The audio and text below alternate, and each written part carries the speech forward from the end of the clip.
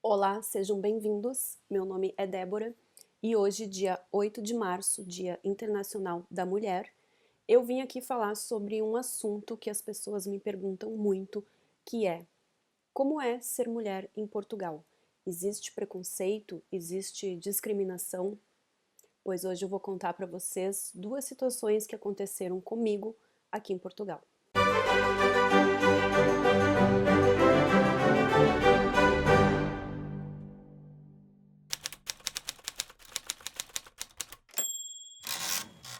Para quem está chegando agora no canal, eu deixo o convite para se inscrever, subscreva o canal, ativem o sininho aqui para receber uma notificação sempre que tiver um vídeo novo. Então, para quem não nos conhece, nós somos uma família brasileira, moramos em Portugal há 1 ano e 8 meses. E aqui no canal a gente compartilha coisas sobre a nossa vida de imigrantes, empreendedores, coisas do cotidiano que possam ajudar vocês como fonte de informação, de inspiração, de qualquer coisa. Então fiquem à vontade para deixar comentários. Quem nos acompanha aí há mais tempo já ouviu coisas, né, sobre a nossa opinião, sobre a nossa experiência, a nossa chegada, a nossa adaptação em Portugal. E a gente já falou muitas vezes sobre como os portugueses nos receberam super bem, como a gente gosta mesmo, se sente bem vivendo aqui em Portugal. Mas no vídeo de hoje eu vou falar sobre uma situação bem específica, que é ser mulher em Portugal. Né? A gente sabe que, infelizmente, ser mulher em qualquer lugar do mundo é uma questão um bocadinho diferente. E as pessoas me perguntam muito, têm curiosidade de saber como é essa questão aqui, a questão de discriminação, de preconceito por sermos mulheres e por sermos brasileiras ainda, né? A gente sabe que a mulher brasileira carrega um estigma um pouco diferente. Então eu resolvi hoje partilhar com vocês duas situações pessoais que eu vivi aqui em Portugal. Lembrando que hoje é o Dia da Mulher e eu acho muito importante não só a gente comemorar as conquistas que nós tivemos até hoje no mundo como mulheres, mas também a gente parar e refletir sobre quanta coisa ainda precisa ser feita. Não só em Portugal, não só no Brasil, no mundo inteiro. É só a gente acompanhar as notícias e ver o que acontece. Infelizmente, ainda temos um longo caminho a percorrer na questão de igualdade de gêneros. A primeira situação, então, que eu vou partilhar com vocês aconteceu no ano passado, quando nós desocupamos o nosso imóvel, que era arrendado, a nossa primeira morada aqui em Portugal. E aconteceu uma série de coisas que, inclusive, fica aí o alerta para vocês, questão de arrendamento. Primeira coisa, sempre façam vistoria. Tá? As pessoas aqui têm o costume de dizer que não precisa fazer vistoria. Na época, a imobiliária não quis fazer, o senhorio não quis fazer, nem quando nós entramos, nem quando nós saímos. Então, o que aconteceu? Passado algumas semanas que a gente já tinha saído de lá, já tinha sido resolvida toda a questão de liberação de caução e tudo mais, tudo certo, o senhorio veio nos cobrar coisas que a gente não reconhecia. Ele queria, inclusive, que a gente pagasse valores para ele por coisas que ele dizia que a gente tinha danificado no imóvel e que a gente sabe que não, que eram coisas que já existiam quando a gente se mudou. Então começamos a ter uma série de desentendimentos por conta disso. Para piorar a situação, toda vez que a gente tentava conversar com ele, eu enviava e-mails para ele, ele não queria conversar comigo, ele queria falar com quem? Com Frederico, que era o homem da família. Então, em alguns e-mails ele chegou a dizer assim, que ele ia tratar esse assunto com o Fred, com o seu esposo, né? Não sei o que, não sei o que, já falei com o seu esposo. Como se eu não tivesse direitos, como se eu não tivesse direito de opinar, muito menos de decidir qualquer coisa. Então aí começou a ficar estranho esse papo. Mas nada está tão ruim que não possa piorar. Então, um belo dia, já irritado com aquela situação toda, porque chegou ao ponto dele exigir que a gente pagasse um valor para ele sem saber a que se destinava, e eu exigia, conforme as normas contratuais, que ele me mandasse primeiro a comunicação por escrito e não pelo telemóvel, como ele vinha fazendo, que ele mandasse por escrito e que ele mandasse a discriminação exatamente do que, o que, quando, onde, como e quanto. Apenas isso. E ele começou a ficar muito irritado e então eu disse a ele que não falaria mais por telemóvel, seria mesmo por escrito. Então ele, por escrito, começou a falar um monte de coisas. Entre elas, ele nos ameaçou. Ele disse, está escrito lá, que esta senhora, como ele disse, farei o possível e o impossível para que esta senhora nunca adquira nacionalidade neste país. Ele falou isso. O detalhe, gente, o pequeno detalhe, é que este senhor, ele também é brasileiro, ele nasceu no Brasil, mas ele é casado com um português e vive aqui há muitos anos, então ele já tem nacionalidade, é naturalizado português.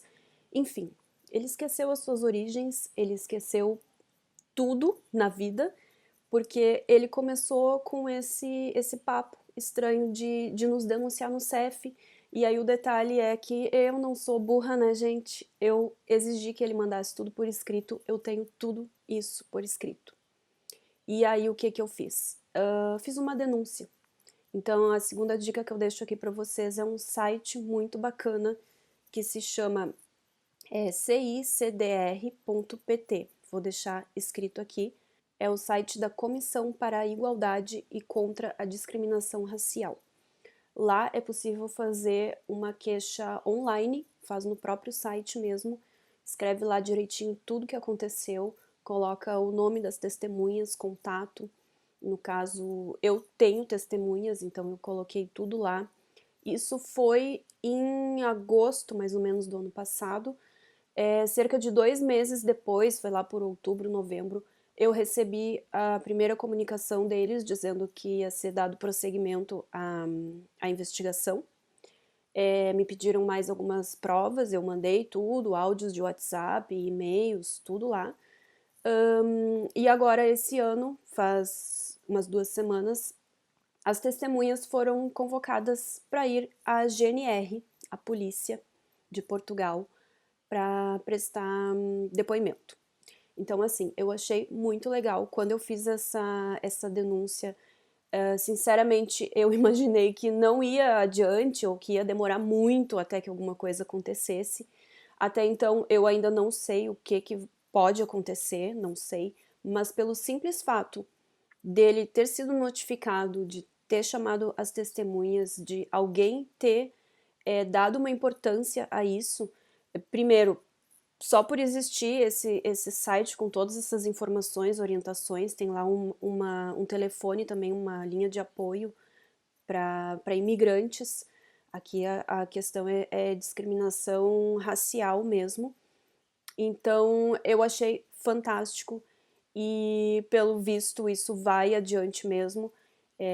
Depois eu posso até voltar aqui e contar para vocês o que aconteceu, qual foi o desfecho dessa situação. Mas era mais para vocês terem uma ideia, que infelizmente essas coisas acontecem. Aí, de novo, né, prestem atenção, este senhor, ele nem português ele é brasileiro naturalizado português, mas ele simplesmente esqueceu as suas origens, esqueceu tudo, esqueceu a noção da vida, né. E vamos ver o que vai acontecer agora. O que é muito importante, que eu quero deixar como um alerta aqui, a gente não pode se calar. A gente não pode aceitar tudo. Não é porque a gente é imigrante que a gente tem que se submeter a qualquer tipo de coisa. Então, isso é muito sério. No momento que existe um órgão como esse, responsável por fiscalizar e por combater esse tipo de atitude, a gente tem que fazer uso disso. A gente tem que ir atrás dos nossos direitos. A segunda história que eu quero partilhar aqui com vocês hoje é uma questão um pouquinho mais delicada, que poucas pessoas sabem, só mesmo as pessoas aqui da minha casa, minha família, e a Ju, que trabalha comigo, que estava comigo nesse dia, dentro do carro.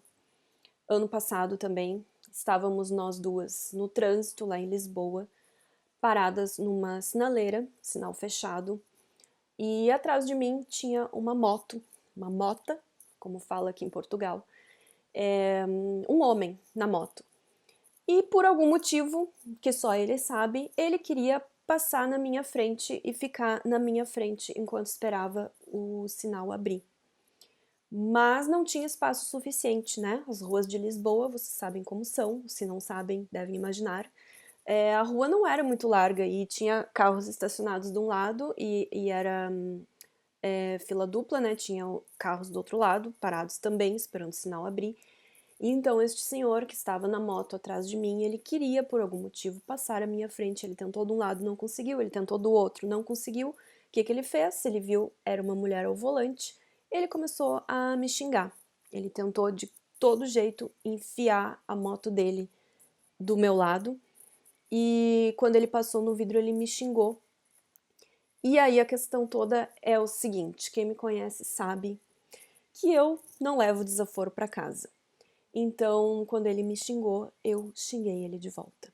E ele achou aquilo um absurdo, porque então este senhor ficou louco e começou a bater no espelho do meu carro. Começou a bater para destruir mesmo. Então eu peguei o carro e fui pro lado, para cima dele, pra, né, fazer alguma coisa pra esse homem parar de bater no meu carro, gente. E aí começou toda uma situação. Este senhor continuou me xingando e eu abri a porta do carro e saí. As pessoas no trânsito, elas ficam mesmo um bocadinho loucas. Se fosse no Brasil, é óbvio que eu não sairia do meu carro, porque era muito provável que eu levasse um tiro no meio da cara. Mas, como é Portugal, o que é que eu pensei? Eu vou sair e vou lá falar com essa criatura, porque ele precisa pelo menos parar de bater no meu espelho. E eu desci do carro. Então ele veio com a sua moto e começou a discutir e falar um monte de coisa pra mim. Por quê? Porque eu sou mulher. Gente, este senhor colocou o dedo na minha cara e me falou coisas que eu não sou obrigada a aturar. E eu confesso pra vocês que na hora eu não pensei. Quando ele veio pra cima de mim, eu fui pra cima dele. E no meio daquela confusão toda, já tinha ali outras pessoas envolvidas, gente que pararam seus carros, gente que desceu e começou a gritar. E lá pelas tantas vem uma senhora e grita: brasileira isso, brasileira aquilo, porque nananã, nananã, nananã. Eu fui ficando cada vez mais louca. Quando eu dei por mim, eu estava sendo agredida, mas também estava agredindo. É óbvio que eu não ia apanhar quieta. Resumo: cheguei em casa com uma unha totalmente roxa, não sei porquê, e com a perna também roxa. O roxo na minha perna, ele me acompanhou por mais ou menos 2 meses. 2 meses a minha perna ficou doendo e ficou roxa de uma agressão no trânsito por um homem. Digam lá se isso tem cabimento. É totalmente desnecessário. Quem me acompanha aqui no canal sabe, já falei isso outras vezes, que eu sou totalmente contra a agressão. Quando meus filhos sofreram nas situações na escola, eu fui totalmente contra a agressão. Mas assim, ninguém merece ser saco de pancada dos outros. Vocês entendem isso? E a reflexão que eu quero fazer aqui hoje, ela vai um pouco mais além disso. Prestem atenção. Quando eu cheguei em casa, com a minha perna e a minha unha roxa, e contei pro meu marido o que tinha acontecido, vocês sabem qual foi a primeira reação dele? Ele falou algo do tipo: como que tu foi brigar com um homem no trânsito? Onde já se viu uma mulher brigando com um homem? Vocês entendem? E mais, ele chegou a falar o que teus filhos vão pensar se souberem de uma história dessas. Então eu digo para vocês, eu não sei o que meus filhos vão pensar, porque eu ensinei eles a pensarem o que eles quiserem. Eles são livres para pensar o que eles quiserem. Agora, o que eu espero quando eu tomo uma atitude como essa?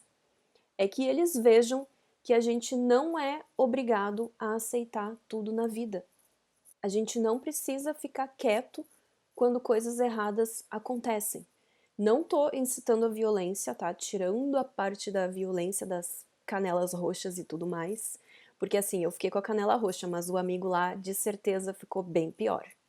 O que eu quero dizer é, vocês entendem como esse pensamento do meu marido, por exemplo, ele reflete o pensamento de muita gente. Não só de homens, pensamento de mulheres. Mulheres mesmo. Mulheres julgam mulheres o tempo todo e mulheres têm pensamentos machistas. Isso é um pensamento machista.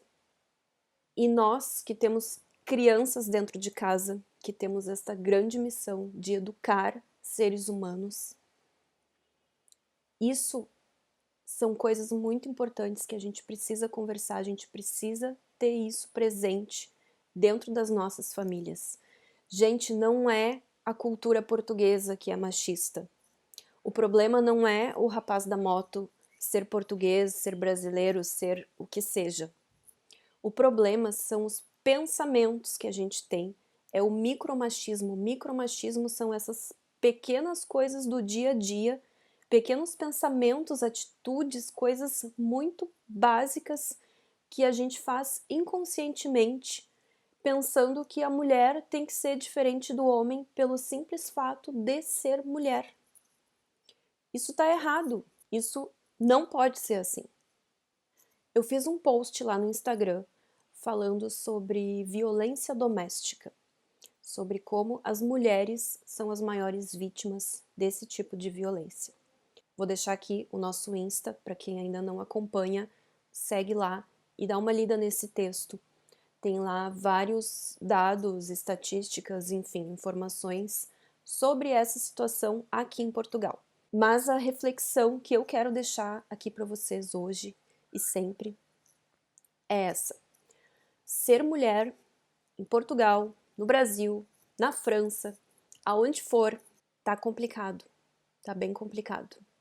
A proporção e a natureza dos problemas envolvendo a desigualdade de gênero, ela pode ter diferença de um país para o outro, mas a essência disso tudo, ela vem do mesmo lugar.